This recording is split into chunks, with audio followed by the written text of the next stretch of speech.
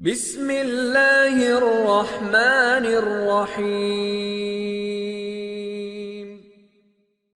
حضرت انس بن مالک رضی اللہ تعالیٰ عنہ سے مروی ہے کہ رسول اللہ صلی اللہ علیہ وسلم نے فرمایا، اذان اور اقامت کے درمیان قبولیت کا وقت ہے، کوئی دعا بھی رد نہیں کی جاتی۔ حضرت انس بن مالک رضی اللہ تعالیٰ عنہ عرض کرتے ہیں، یا رسول اللہ، یہ اذان اور اقامت کے درمیان یہ وقت قبولیت کا وقت ہے؟ رسول اللہ نے فرمایا، ہاں قبولیت کا وقت ہے۔ عرض کی، یا رسول اللہ، ہم اس قبولیت کے وقت میں کون سی دعا مانگیں جو سب سے افضل ہے؟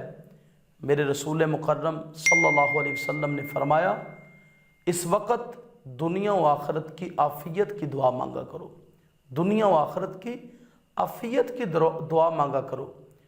اور میرے نبی صلی اللہ علیہ وسلم کی ایک حدیث پاک میں بیان کرتا چلوں۔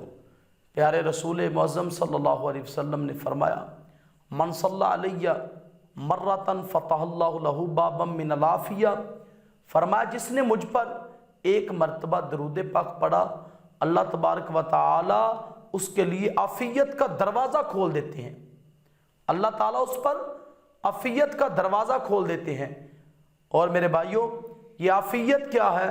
عافیت بہت ایک انمول تحفہ مسلمان کے لیے، اور نبی پاک کی بے شمار حدیث پاک ہے، فرمایا عافیت مانگا کرو، اللہ سے عافیت مانگا کرو۔ جس کو عافیت مل گئی اس کو دنیا و آخرت کا سکون مل گیا۔ دعا کرو اللہ پاک ہمیں عمل کرنے کی توفیق بخشے۔ وآخر دعوانا ان الحمدللہ رب العالمین۔